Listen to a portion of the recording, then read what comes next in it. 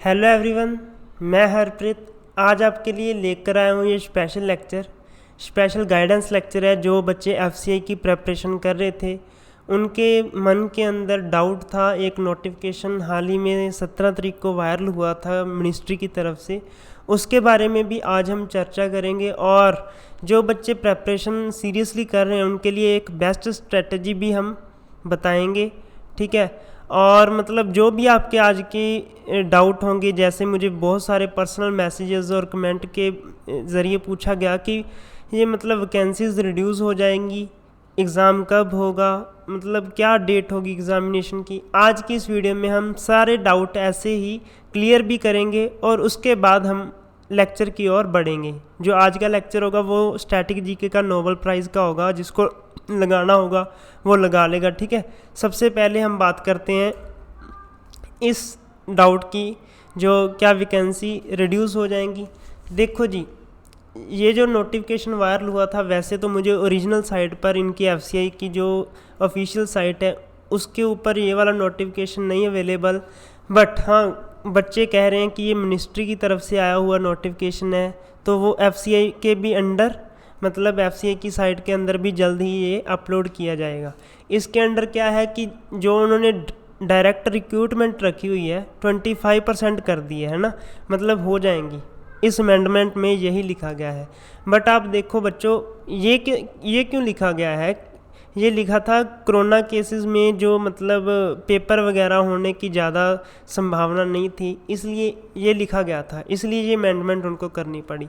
तो आप सोचो, अगर मतलब कोरोना के केस देखो धीरे धीरे अब रिड्यूस हो रहा है कोरोना, ठीक है, जो केसेस है वो भी रिड्यूस्ड हो रहे हैं, तो फिर वो दोबारा फिर से अमेंडमेंट कर सकते हैं, क्योंकि उनके पास अमेंडमेंट करने का वो है, अथॉरिटी है, तो फिर से वो अमेंडमेंट कर देंगे। अगर कंडीशन नॉर्मलाइज हो जाती है, कल को कंडीशन फिर से मान लीजिए नॉर्मलाइज होगी, तो क्या मतलब वो फिर से अमेंडमेंट नहीं कर सकते, है ना? कर सकते हैं ना।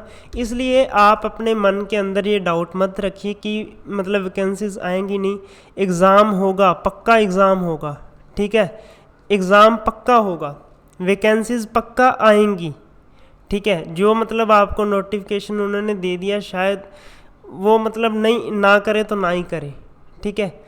बट अगर आपने फॉर्म किसी और जॉब के लिए भी अप्लाई किया हुआ है, और साथ साथ प्लीज़ आप उसको भी फोकस करना, ठीक है, पैरेलल आप लेकर चलो दोनों को। अगर आपने केवल एफसीआई ही भरा हुआ था तो आप एफसीआई पर पूरा फोकस करो, जैसे कि आप पहले से कर रहे थे, ठीक है। ये मत सोचो कि ये नोटिफिकेशन आ गया तो हमारा अब क्या बनेगा, नहीं, आपका सब कुछ बनेगा अगर आपके दिल में सच्ची चाहत है, अगर आपके दिल में सच्ची है कि मैं करके दिखाना है, मुझे कुछ बनना है, ठीक है, तो आप बन भी जाओगे। चाहे वो कल को एक वैकेंसी भी निकल जाती है ना, अगर आपके सच्चे मन के अंदर सच्चा भाव है इस वैकेंसी के लिए, तो आपको ये मिलेगी, ठीक है। आपको कितनी चाहिए? एक ही तो चाहिए। ये बात हमने सबसे सुनी हुई है, ठीक है। पहले आपको भी किसी ने कहा होगा कि आप तेरे को कितनी चाहिए? एक ही चाहिए। बट हाँ, एग्जैक्टली सही भी है, आपको चाहिए भी एक। अगर आपके दिल में वो सच्ची डेडिकेशन होगी तो आपको ही मिलेगी, ठीक है, आपको कह रहा हूँ। तो मैं कैमरा अपना ऑन कर लेता हूँ, ठीक है, अब मेरी फ़ोटो भी आपको साथ साथ दिखेगी, ठीक है जी। तो घबराइएगा मत, ठीक है। तो बढ़ते हैं अब स्ट्रेटजी की ओर। ये क्लियर है ना, ये डाउट क्लियर है, ठीक है। हमको घबराना नहीं है। अगर वैकेंसीज कल को रिड्यूस भी होती है तो भी हमको डट के मेहनत करनी है, ठीक है। हम अगर डेडिकेशन होगी तो वो वैकेंसीज जितनी भी निकालेंगे हमको एक सीट मिल जाएगी, ठीक है जी। एग्ज़ाम इसका पक्का होना ही होना है, ठीक है जी। तो चलिए जी, अगली स्लाइड के ऊपर बढ़ता हूँ। क्या है अगली स्लाइड? इस स्लाइड में बताने वाले हैं स्ट्रेटजी दोनों के लिए, जो जनरल एडमिनिस्ट्रेशन के लिए प्रिपेयर कर रहे थे और जो टेक्निकल वाले स्टूडेंट हैं, जो एग्रीकल्चर वाले मेरे भाई बहन हैं, उनके लिए भी मैं स्ट्रेटजी अगली स्लाइड में बताऊंगा। इस स्लाइड में हम एजीएम वाले को थोड़ा सा बताते हैं। ज़्यादा आप फोकस करो अपने मेन सब्जेक्ट्स जनरल अवेयरनेस पर, ठीक है। जनरल अवेयरनेस के साथ साथ आप फोकस कर सकते हो तो एग्रीकल्चर के पोर्शन को फोकस करो, ठीक है। एग्रीकल्चर और जनरल अवेयरनेस में क्या आता है? करंट अफेयर्स, करंट अफेयर्स की वेटेज हो सकता है कि इस बार ज़्यादा हो जाए, प्लस स्टैटिक जीके, ठीक है, जो बैंकिंग वाली होती है स्टैटिक जीके। और जो मैंने पॉलिटी अपने लेक्चर्स में करा रहा हूँ, पॉलिटी क्यों ज़रूरी है, देखो पॉलिटी में जो अमेंडमेंट होती है वो किसका पोर्शन है, जो अमेंडमेंट होती है वो पोर्शन है करंट अफेयर का, ठीक है। अगर करंट अफेयर में क्वेश्चन ऐसे घुमाकर पा दिया जाए कि रिसेंटली इस आर्टिकल में अमेंडमेंट हुई थी, ये आर्टिकल क्या कहता है, तो आपको ऑप्शंस में या तो ऐसा करके उलझाकर पूछ लिया जाएगा, तो ये वाला क्वेश्चन बन गया पॉलिटी का। तो पॉलिटी हमारे लिए इम्पोर्टेंट है। रही बात दूसरी जनरल अवेयरनेस में, तो मतलब काफ़ी कुछ आ जाता है, जैसे हिस्ट्री आ गया, ज्योग्राफी आ गया, तो और भी बहुत सारे, ये आपको करने की ज़रूरत नहीं है, ठीक है। ना तो आपको हिस्ट्री करने की ज़रूरत है, ना आपको जियोग्राफी करने की ज़रूरत है। आप केवल और केवल करंट अफेयर्स करें, ठीक है। पिछले 6 से 7 महीनों से लेकर अब तक के जो करंट अफेयर हैं, ठीक है, मैंने डिस्क्रिप्शन में पीडीएफ्स का लिंक भी दिया हुआ है। सितंबर से लेकर हमने दिसंबर तक की तो पीडीएफ लॉन्च कर दी थी, तो आगे भी जनवरी का भी 1-2 दिन में लॉन्च हो जाएगा, फिर फेब का, फिर मार्च का, ऐसे ही हम अब तो निकालते रहेंगे, ठीक है। तो वो आप वहाँ से भी डाउनलोड कर सकते हो अगर इंटरेस्टेड हो तो, ठीक है। स्टैटिक जीके के लिए जो मैं आपको वीडियो में पढ़ा रहा हूँ, जो डेली की डेली वीडियोस आती हैं, कई बार मेरी अब थोड़ी सी तबीयत ख़राब होने के कारण मैं पीछे 4-5 दिन से वीडियो कोई अच्छे से अपलोड नहीं कर पाया। वैसे हमारी रेगुलरिटी बहुत अच्छे से मेंटेन थी, 7 से 8 तक वीडियो आपको मिल जाता था, ठीक है, कई बार 8 से 9 तक वीडियो मिल जाता था। बट मैं आशा करता हूँ कि अब से भी वीडियो मैं ऐसे ही डालूँगा, ठीक है, जैसे पहले डाला करता था। स्टैटिक जीके का जो मैं पोर्शन आपको करवा रहा हूँ, जो आपको मैं वीडियोस में पोर्शन समझा रहा हूँ, बस उसको ही आप फॉलो करना, ठीक है। वो मोर देन सफिशिएंट होगा। अगर कुछ एक्स्ट्रा करना होगा तो वो मैं आपको बता दिया करूँगा, लेक्चर्स के बीच में बता दिया करूँगा, ठीक है जी। एग्रीकल्चर के लिए क्या करना है आपको, एग्रीकल्चर के लिए तो एक बस आपको यही बुक फॉलो करनी है नेमराज सुंडा की, ठीक है। नेमराज सुंडा में जो इम्पोर्टेंट है, जो टॉपिक इम्पोर्टेंट है, लाइक जो आपके सिलेबस में मेंशन किए गए थे रिसेंटली, एग्रीकल्चर के काफ़ी टॉपिक उन्होंने बताए थे आपको, आपने डाउनलोड भी किया होगा, नहीं किया तो आप उनकी साइट पर जाकर सिलेबस डाउनलोड कीजिएगा, ठीक है। वहाँ पर आपको एग्रीकल्चर का भी काफ़ी बताया था उन्होंने। तो नेमराज सुंडा होगी, और दूसरी बुक है अरुण कात्यायन, ठीक है। इसके 2 पार्ट है, फर्स्ट एंड सेकंड। तो आपको सिलेबस के अकॉर्डिंग देखना होगा कि हमको किस बुक को प्रेफर करना है। आपको सारी बुक नहीं पढ़नी, ठीक है, आपको नेमराज भी सारी नहीं पढ़नी, आपको केवल वो पोर्शन पढ़ना है जो आपके सिलेबस में मेंशन किया है, ठीक है। सिलेबस में जो मेंशन किया है ना, तो वो एक बार आप पढ़ लीजिएगा। पहले मैं आपको एक्सपेक्टेड टाइम भी बता देता हूँ पेपर का। जो बच्चे एक्सपेक्टेड टाइम के बारे में पूछते हैं ना कि सर टाइम कब एग्ज़ाम होगा, अब हमारा ध्यान नहीं लग रहा, एग्ज़ाम की डेट आ नहीं रही, कोरोना के केसेस बढ़ रहे हैं, ये वो वगैरह वगैरह, तो उन बच्चों के लिए मैं कहना चाहता हूँ कि बेटा अब कोरोना के केसेस ना कम होने शुरू हो गए। अगर आप टीवी वगैरह में खबरें देखते हो तो 1-2 महीनों तक सारे केसेस मतलब ख़त्म हो जाएंगे बिल्कुल। जैसे हम पिछले 6 महीने पहले हमने देखा था ना, हम कोरोना को भूल से गए थे, फिर दोबारा से लहर शुरू आ गई थी, सेकंड लहर है ना, तो फिर वैसे ही होने वाला है कि फिर से कंडीशंस नॉर्मल हो जाएंगी, बस 1 से 2 महीने लगेंगे, ठीक है। तो एक्सपेक्टेड जो मंथ मैं आपको बता देता हूँ, एक्सपेक्टेड जो मंथ है तो वो मेरे अकॉर्डिंग जुलाई या फिर अगस्त होना चाहिए, ठीक है। सितंबर तक तो बात जाएगी नहीं, ये डेड श्योर है। अगस्त के शुरू में या जुलाई के लास्ट में आपको डेट बता दी जाएगी एग्ज़ाम की, ठीक है जी। बिल्कुल 10% चांसेस है अगर वो सितंबर तक जाता है, नहीं तो अगस्त तो 90%, जुलाई भी मैं 10% रख रहा हूँ, ठीक है जी। अगस्त का मुझे लग रहा है कि अगस्त में आपका एग्ज़ाम 100% हो जाना चाहिए, बट फिर भी मैं 90 दे रहा हूँ। सितंबर को भी 10% और जुलाई को भी 10%। आप मानकर चलो कि आपका जो मई तो चला गया, अब मई का महीना चला गया, रह गया आपके पास जून। जून का महीना आप पूरा डटकर मेहनत कर लो, आपके पास केवल और केवल 32 से 33 दिन बचे हुए हैं। ऐसा समझ लो कि आपके ये गोल्डन डेज़ हैं, गोल्डन क्या डायमंड डेज़ हैं ये, ठीक है। तो ये वाले दिन आपको 33 दिन आपको गंवाने नहीं है। ऐसे ये सोचकर नहीं गंवाने कि पेपर कब होगा, ये सोचकर नहीं गंवाने कि मतलब अब वैकेंसीज आएंगी या नहीं आएंगी। आपको बस लग जाना है अब से, और एक एक दिन का एक एक घंटा, एक एक मिनट, एक एक सेकंड आपको लेखे में लगाना है, आपको यूटिलाइज करना है, ठीक है। तो आपके पास 33 दिन है, या तो 33 दिन में मेहनत करके पूरी लाइफ आप सफल बना सकते हो, या तो 33 दिन खराब करके पूरी लाइफ आप मेहनत कर सकते हो, ठीक है। ये 33 दिन ही आपकी ज़िंदगी के मुनस्सर करेंगे कि आपकी ज़िंदगी आगे क्या होने वाली है, ठीक है। जिन बच्चों ने FCI का भरा है वो सीरियस हो जाओ, ठीक है। जो बच्चे केवल FCI के लिए मेहनत कर रहे थे वो भी सीरियस हो जाओ। जिन बच्चों ने टारगेट कोई और एग्ज़ाम को भी दिया है, कोई और एग्ज़ाम का भी फॉर्म फिल किया है, तो वो बच्चे जो कॉमन सिलेबस है, इन दोनों का जो कॉमन सिलेबस है वो पहले करेंगे। जो इनका जैसे जनरल अवेयरनेस का, करंट अफेयर का पोर्शन आजकल तो सभी में आ रहा है। करंट अफेयर तो बस समझ लो आपके, करंट अफेयर तो सारे पेपर का गुरु है, ठीक है, सारे एग्ज़ाम में आते ही आता है। FCI में भी आएगा और दूसरे में भी आएगा, कोई भी ले लो, ठीक है। उसमें जनरल वेटेज का फ़र्क पड़ सकता है कि किसी में वेटेज ज़्यादा होती है, किसी में वेटेज थोड़ी सी कम होती है।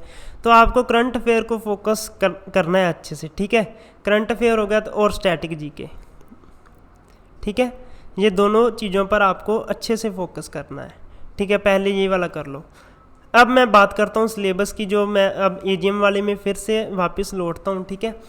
एक आता है जो बच्चे काफ़ी कह रहे थे कि एथिक्स एंड मैनेजमेंट कहाँ से करें, एथिक्स एंड मैनेजमेंट, इसकी भी वेटेज काफ़ी है, इसकी वेटेज काफ़ी है, काफ़ी ज़्यादा ही है। एथिक्स एंड मैनेजमेंट के लिए अगर आपको मेरी वीडियो नोट्स वाली नहीं मिली तो उसका लिंक भी मैं दे दूँगा। तो वहाँ पर मैंने PDF डाला था, आप वहाँ से आइडिया लगा सकते थे।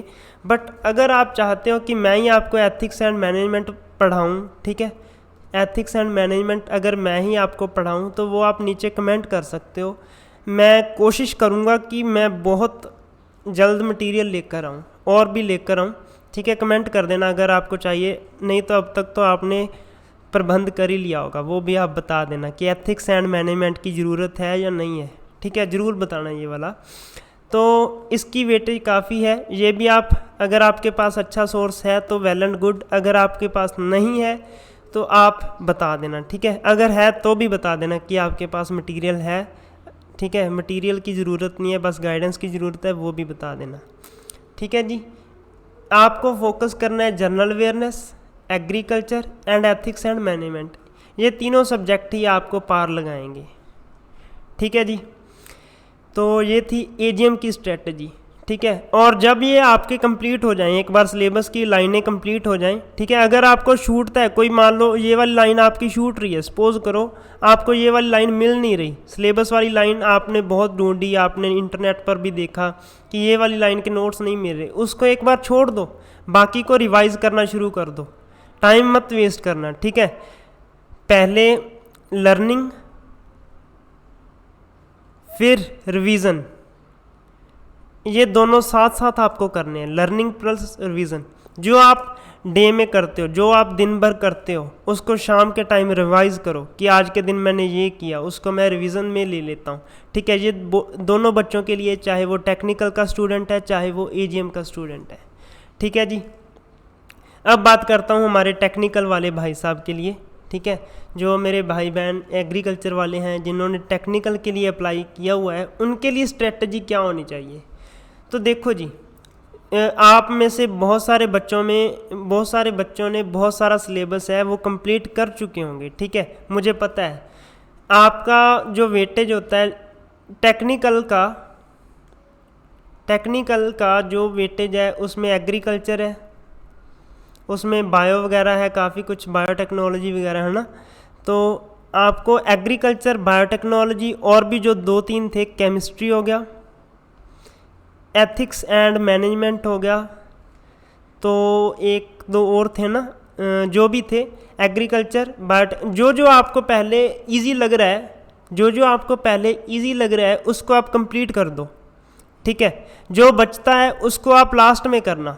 जो जो आपको पहले आपने अभी तक ट्राई नहीं किया और आपको लगता है कि ये वाला इजी है, तो उसको पहले एक बार मुका दो।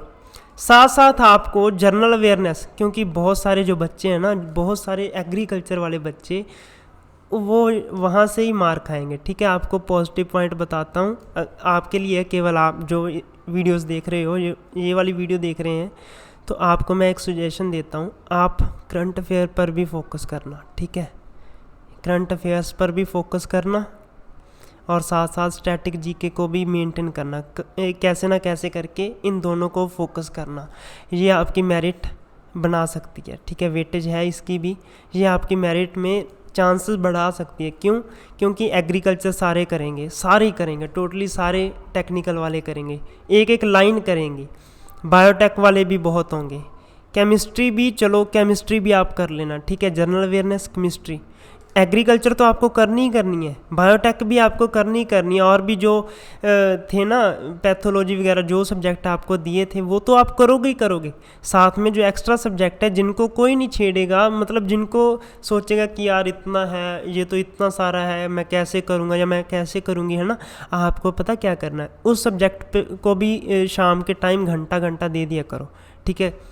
थोड़ा नहीं तो थोड़ा, ज़्यादा नहीं तो थोड़ा बहुत तो आपको आइडिया मिल जाएगा ना, मतलब फ़ायदा ही होगा कोई ना कोई। जैसे मान लीजिए केमिस्ट्री के आपको 10 या 20 क्वेश्चन जितने भी आए, ठीक है, उसमें से आपके अगर मान लीजिए 20 क्वेश्चन आता है केमिस्ट्री के, सपोज करो, एक बार मानकर चलो 20 में से आपके 10 भी अटैम्प्ट हो जाते हैं, 10 नहीं तो 8 भी अटैम्प्ट हो जाते हैं, कुछ ना कुछ तो फ़र्क पड़ेगा, दूसरों से तो अच्छे होंगे ना आपको, है ना। इसमें क्या है कि यार मतलब मान लीजिए आपने क्वेश्चन पढ़ा, क्योंकि इसमें मैंने एक पॉजिटिव पॉइंट बताया, नेगेटिव मार्किंग तो है नहीं, सारे के सारे हमने अटेम्प्ट करने, नेगेटिव मार्किंग नहीं है। तो मान लीजिए आप ये वाले क्वेश्चन सही कर देते हो, 8 क्वेश्चन आप सही कर देते हो, बाकी के बचे 12 में से आपको 6 डाउटफुल क्वेश्चन भी तो होंगे कि यार ये लग रहा है। अगर आप टिक तो सारी करके आने हैं हमको, जो आपको लग रहा है वो अगर आपके वो भी सही हो जाते हैं फिर तो ये भी आपकी मेरिट ऊपर उठाएंगी, ठीक है ना। मतलब कितना अच्छा पॉइंट। और एथिक्स को भी आप देखो, एथिक्स कोई ज़्यादा डिफ़िकल्ट नहीं है, बस थोड़ी सी एक बार आपको समझ लग जाए फिर आपके लिए ये हलवा है, हलवा, कद्दू का हलवा, ठीक है। घी जैसे एक देसी घी होता है ना, वैसी है एथिक्स एंड मैनेजमेंट भी। ये भी बहुत सारे बच्चे छोड़ देंगे। इसका वेटेज है 40 मार्क्स का है ना, आपके 40 या 60 तो एजीएम वाले का था, हमारा 40 या 30 का होगा, देख लेना, मैं ठीक है देख कर बता दूंगा आपको। एथिक्स का भी आपको ध्यान रखना है। एग्रीकल्चर को तो सारे ध्यान देंगे, एग्रीकल्चर हो गया, ये तो आप भी करोगे। एक तो आप जनरल अवेयरनेस, स्टैटिक जीके को मत छोड़ना, ठीक है, केमिस्ट्री को मत छोड़ना, एथिक्स को मत छोड़ना। आप 100% आपकी सिलेक्शन होगी, लिखवा लो, ठीक है। तो ये थी बेस्ट स्ट्रेटजी दोनों के लिए, एजीएम वालों को भी बता दिया, टेक्निकल वालों को भी बता दिया। कैसा लगा बताना ज़रूर नीचे कमेंट में। इस वीडियो को अभी के अभी प्लीज़ यार लाइक कर दो अगर अच्छा लगा तो, ठीक है, अभी लाइक कर देना, ठीक है। अगर नहीं हो तो प्लीज़ सब्सक्राइब भी कर देना। रुको, लेक्चर शुरू हो रहा है, अगर आपको लगाना है लेक्चर, मैं स्टैटिक जीके का नोबेल प्राइज़ आज शुरू कर रहा हूँ। पुरानी वीडियोस भी आप देख सकते हो, स्टैटिक जीके का हमने काफ़ी पोर्शन कवर कर लिया है। आज मैं नोबेल प्राइज़ करवाने वाला हूँ, ठीक है। नोबेल प्राइज़ के बारे में हम डिटेल में समझेंगे, फिर पढ़ेंगे। एक बार लेक्चर लगाने में क्या जाता है, लगा कर देख लो आज का लेक्चर, अगर ना अच्छा लगा तो ना लगाया करना, ठीक है। सब्सक्राइब जरूर करना यार पर, ठीक है। अगर कोई नहीं इच्छुक लेक्चर लगाने का वो वीडियो को छोड़ सकता है। तो चलिए लेक्चर को शुरू करते हैं, ठीक है। मैं एक बार हार्ड हो जाता हूँ, क्योंकि हम लेक्चर में क्या करते हैं ना, मैं नोट्स खुद बनवाता हूँ, बाय हैंड बनवाता हूँ, पीडीएफ से विश्वास नहीं करता। क्योंकि देखो पीडीएफ होती है, वो डाटा कहीं से भी उठा देते हैं, ऐसे करके अननेसेसरी डाटा भी उठा देते हैं, बट हम पूरे का पूरा जो नेसेसरी है एग्ज़ाम पॉइंट ऑफ व्यू के लिए वही मैं आपको लिखवाता हूँ। खुद हाथ से लिखूँगा, आपको लिखना होगा, ठीक है। अगर आप इंटरेस्टेड हो तो लगा लीजिएगा। तो चलिए जी शुरू करते हैं, बढ़ते हैं आज के लेक्चर में। तो ये हमने सारे पॉइंट डिस्कस कर लिए हैं, ठीक है। तो लिखते जाना, नोट करते जाना। मैं पेन का कलर आज रेड कर रहा हूँ, ठीक है। तो हेडिंग बना लो आप, नोबेल प्राइज़। नोबेल प्राइज़, आज हम नोबेल प्राइज़ पूरा का पूरा देख लेंगे, नोबेल प्राइज़ क्या होता है ना। ठीक है, कब इस्टेब्लिश हुआ था, किसको सबसे पहले दिया गया था, हम इसको बाय पार्ट्स करेंगे ताकि आपको याद करना इजी हो जाए कि फ़िज़िक्स में किस में दिया जाता है, फ़िज़िक्स को किसको मिला, तो केमिस्ट्री में किसको मिला, लिटरेचर में किसको मिला। ठीक है, ऐसे करके आज के पॉइंट आपके exam point of view important है। तो लिखो जी, इस्टेब्लिशमेंट कब हुआ था नोबेल प्राइज़ का? इस्टेब्लिशमेंट हुआ था इन 1901 में। ठीक है, 1901 में इसका इस्टेब्लिशमेंट हुआ था। ये किस किस फील्ड में दिया जाता है? ये दिया जाता है फिज़िक्स में, केमिस्ट्री में, लिटरेचर में और मेडिसिन की फील्ड में दिया जाता है। ठीक है, और पीस जो शांति वाला भी होता है ना, पीस नोबेल प्राइज़ भी होता है। तो ये वाली फील्ड में दिया जाता है, फिज़िक्स हो गया, केमिस्ट्री हो गया, लिटरेचर, मेडिसिन एंड पीस। तो ये मिलता है 6 फील्ड में दिया जाता है। ठीक है, तो इकोनॉमिक्स भी है, इकोनॉमिक्स भी लिख लो, इकोनॉमिक्स। ठीक है जी, तो क्यों मैंने पहले जो 1901 में थे वो 5 ही थे। ठीक है, वो पहले 5 ही थे, इकोनॉमिक्स बाद में ऐड किया गया। ठीक है, आज के दिन टोटल कितने हैं? आज के दिन 6। बट पूछा जाए कि 1901 में कितने फील्ड में दिया जाता था, तो वो आएगा 5।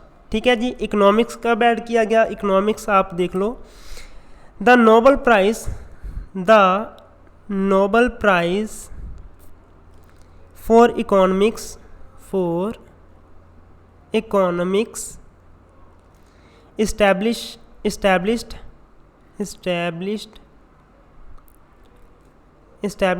in 1968।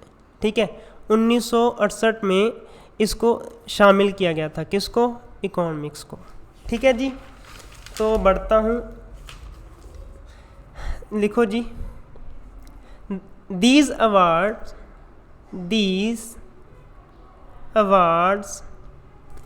are given in Stockholm, मतलब स्वीडन में एक जगह है स्टॉकहोम, वहाँ पर दिए जाते हैं।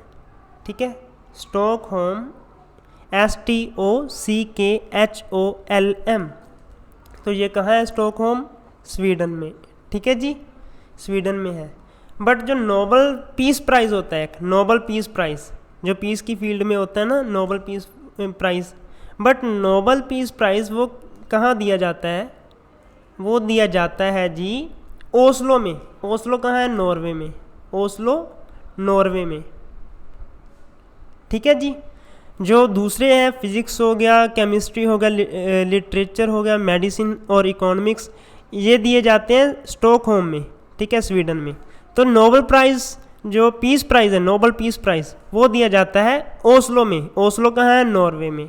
ठीक है जी, अब हम बात करते हैं फिज़िक्स की फील्ड को अब तक किस किस को मिला है। इसमें मैं आपको बताऊंगा फर्स्ट विनर कौन है, क्योंकि फर्स्ट इम्पोर्टेंट होता है, और फर्स्ट वुमेन कौन है। ठीक है जी, तो इसके इम्पोर्टेंट हम देखेंगे। फिज़िक्स की फील्ड में कौन है फर्स्ट विजेता? फिज़िक्स की फील्ड में सबसे पहले जो फर्स्ट विनर कौन थे? फर्स्ट विनर है जी, ये थोड़े से नाम प्रोनाउंस करने डिफ़िकल्ट है मेरे लिए, विल्हेल्म, लिखो स्पेलिंग ROENT, रोएंटनजन। ठीक है, रोएंटनजन, विल्हेल्म रोएंटनजन, WILHELM स्पेस ROENTGEN। ठीक है, अब बात करते हैं फर्स्ट वुमेन के बारे में। फर्स्ट वुमेन कौन थी? ठीक है, Marie Curie, madam Marie Curie. आपने पढ़ा ही होगा केमिस्ट्री की किताबों में, है ना, काफ़ी कुछ पढ़ा होगा। तो मैडम मैरी क्यूरी को भी मिला था। यूरेनियम का शायद इन्होंने किया था, खोज किया था। और एक बंदा और है, जोहन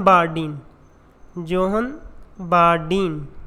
तो ये बंदा 2 बार इनाम ले चुका है, फिज़िक्स की फील्ड में 2 बार नोबेल पुरस्कार ले चुका है। Has won 2 times, very important. Direct question बन सकता है कि 2 बार फिजिक्स की फील्ड में किसको मिला, तो जोहन बार्डीन को मिला। ठीक है, फर्स्ट वुमेन कौन थी फिजिक्स की फील्ड में, मैरी क्यूरी थी।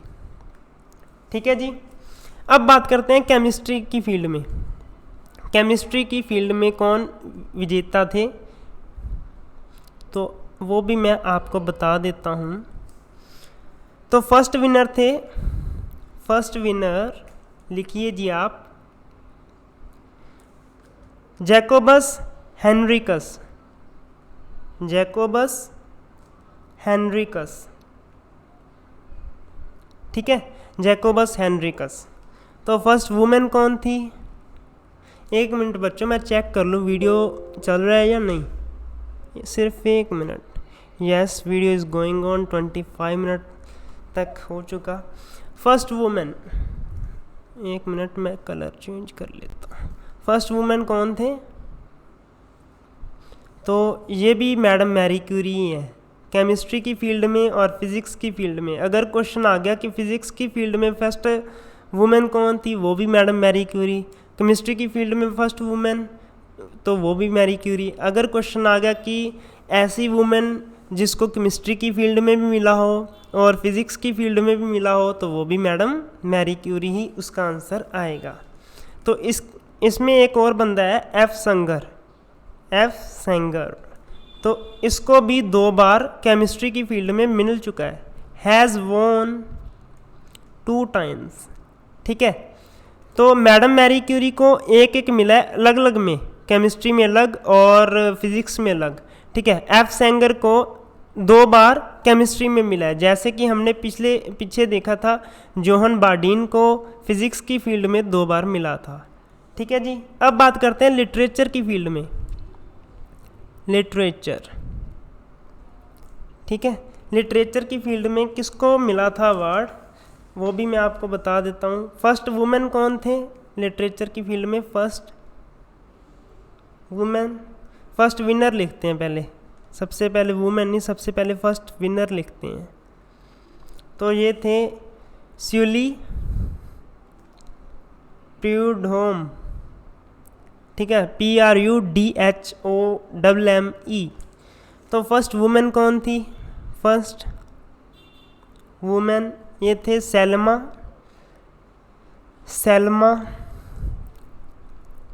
लेगरलोफ। ठीक है, अब बात करते हैं मेडिसिन की फील्ड में, बस थोड़े से रह गए, वो भी आप जल्दी से लिख लीजिए। मेडिसिन की फील्ड में किसको मिला था अवार्ड, तो फर्स्ट विनर थे एमिल अडोल्फ, ADOLF। ठीक है, तो फर्स्ट वुमेन कौन थी, फर्स्ट वुमेन कौन थी, गैर्टी कोरी। ठीक है, अब बात करते हैं नोबेल पीस पुरस्कार की। ये इम्पोर्टेंट हो सकता है भाई, ठीक है, करंट में भी इम्पोर्टेंट है, करंट के लिए भी।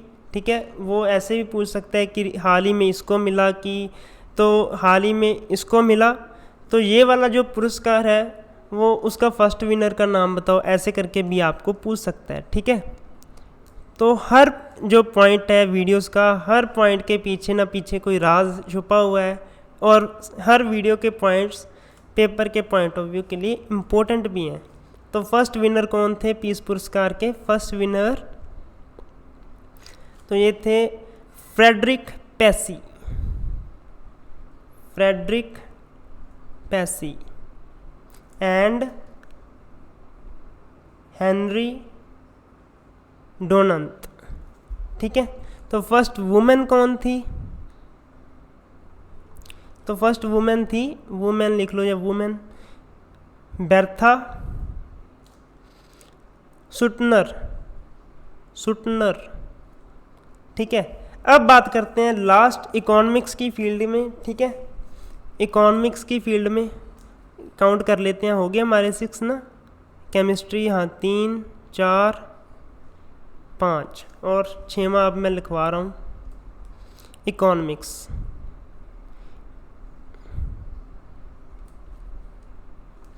तो फर्स्ट विनर कौन थे? फर्स्ट विनर ये थे जैन टिम्बरजन, ये दो थे। जो पहला जो विनर था इनको साझा मिला था, ठीक है, मतलब शेयर वाला प्राइज़ मिला था भाई, आधा आधा। टिम्बरजन, आप ये बात भी ध्यान रखना, जो नोबल प्राइज़ है वो शेयर में भी मिल सकता है, मींस दो बंदों को आधा आधा भी मिल सकता है। अगर दो बंदों ने खोज की तो दोनों को एक पुरस्कार ही दिया जाएगा, ठीक है। और दूसरा बंदा था ये रगनार फ्रिस्क, ठीक है, जैन टिम्बरजन एंड रगनार फ्रिस्क, ये दो बंदे को मिला था पहला प्राइज। तो पहली वुमेन कौन थी?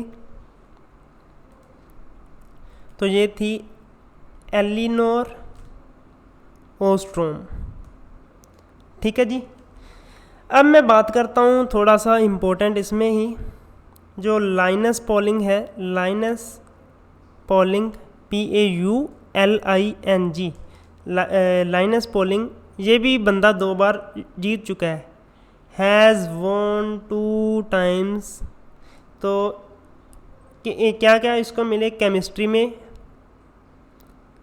में और पीस में ये बंदा 2 प्राइज़ विन कर चुका है, केमिस्ट्री में और पीस में, ठीक है जी।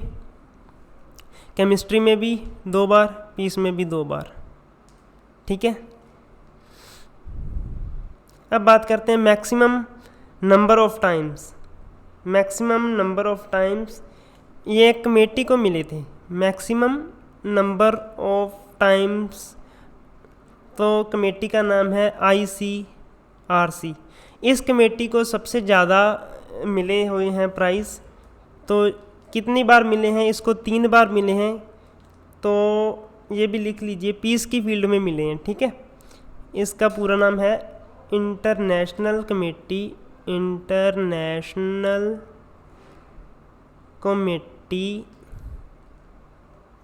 ऑफ रेड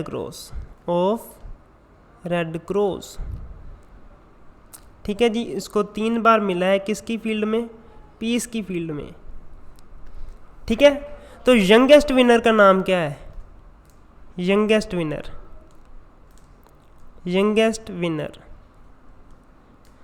तो यंगेस्ट विनर है मलाला यूसुफजई।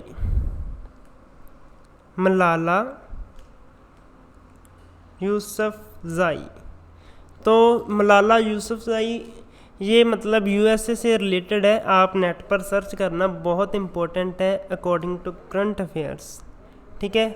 इसको मिल गया था 17 ईयर्स में इसको अवार्ड मिल गया था, ठीक है। तो एल्डेस्ट विनर, सबसे बुज़ुर्ग, बस 1 पॉइंट और रह गया, फिर लेक्चर को ओवर करते हैं। एल्डेस्ट विनर कौन थे? सबसे बुज़ुर्ग कौन थे? तो ये थे जोहन गुडेनोफ, NOUGH, ओके। तो कितने साल तक मिला था? 97 ईयर की उम्र में इनको मिला था, ठीक है जी। तो रिफ्यूज़ल भी लिख लेते हैं, हमारे इंडिया वाले थोड़े से है भी ऐसे कि किसी को मिलता है वो कहता है नहीं मुझे चाहिए नहीं, रखो अपना इनाम। तो रिफ्यूज़ल में हम देखते हैं, रिफ्यूज़ल में कौन है? ये बंदा है एक जीन, JEAN, जीन पॉल सार्ट्रे।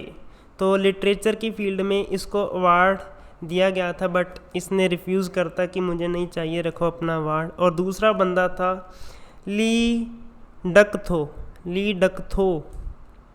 तो इसने भी थू कर दिया। तो इसको पीस की फील्ड में इनाम दिया जाना था, बट कहता नहीं, इसका नाम भी ऐसा ही ना कुछ, ली डकथो। तो चलिए जी, ये था आज का वीडियो। अगर आपको अच्छा लगा हो तो प्लीज़ इस वीडियो को लाइक कर देना। लाइक एम करते हैं 20 रख लेते हैं, आज की वीडियो का लाइक एम 20 है, ठीक है। प्लीज़ वीडियो को सब्सक्राइब कर देना, आपकी जिम्मेवारी है कि यार आप एक सब्सक्राइबर लेकर आओ, ठीक है। एक जाना एक सब्सक्राइब करवाओ, अपने दोस्तों से करवाओ, किसी से भी करवाओ, ठीक है। एक एक सब्सक्राइबर मुझे और चाहिए। तो मिलता हूँ अगली वीडियो में। अगर आपको वीडियो अच्छा लगा लाइक कर देना, शेयर कर देना और सब्सक्राइब करने के साथ साथ बेल आइकन को भी प्रेस कर देना, ठीक है, ताकि आपको आने वाली हर वीडियो का नोटिफिकेशन मिलता रहे और आप फ़ायदा उठाते रहे और आप FCI का जो एग्ज़ाम है वो 100% क्लियर कर दें। और मैं चाहता हूँ कि आप FCI का एग्ज़ाम पास करने के बाद अपना अच्छा सा फ्यूचर क्रिएट करें, ठीक है। और पार्टी नहीं आपसे मांगूंगा कभी भी, ठीक है। तो कभी ज़िंदगी में मौका मिला तो हम मिलेंगे ज़रूर सारे जाने, ठीक है। तो मिलते हैं अगली वीडियो में, तब तक के लिए जय हिंद जय भारत। मेरी जिम्मेवारी है और मेरा दिल भी आपको करता है और मेरा आंखें भी देखने के लिए तरसती हैं कि आप कभी ना कभी सेट हो जाएं और बहुत जल्दी सेट हो जाएं, ठीक है। और मैं आपको मटेरियल अच्छे से अच्छा प्रोवाइड करता रहूँगा। कोई मुझे मटेरियल के लिए चैलेंज नहीं कर सकता कि तेरे मटेरियल में ये कमी रह गई या ये है। ये मेरी गारंटी है, कोई चैलेंज नहीं कर सकता हमारे मटेरियल को। मटेरियल होगा बढ़िया वाला, ठीक है, जो आपको मैं केवल और केवल वीडियो के भरोसे में भी ना रह जाना, क्योंकि हम जो मैं सिलेबस आपका कवर करवा रहा हूँ वो करवा रहा हूँ 50 की स्पीड से, ठीक है। आपको कवर करना है 100 की स्पीड से और मेरे से भी आगे आपको चलना है, ठीक है। 2 स्टेप मेरे से भी आपको आगे चलने हैं। जो मेरी वीडियोस आप देखते हो उनको आप मतलब सीखना, उनको आप अच्छे से करना, ठीक है। आप भी अपना 100% देना, ठीक है। इन वीडियो में करवाया गया तो आप अच्छे से करना ही करना, ठीक है। इनको आप छोड़ नहीं सकते, ठीक है जी। तो मिलते हैं अगली वीडियो में, तब तक के लिए जय हिंद जय भारत। अपना ध्यान रखिएगा, अपने परिवारजनों का ध्यान रखिएगा।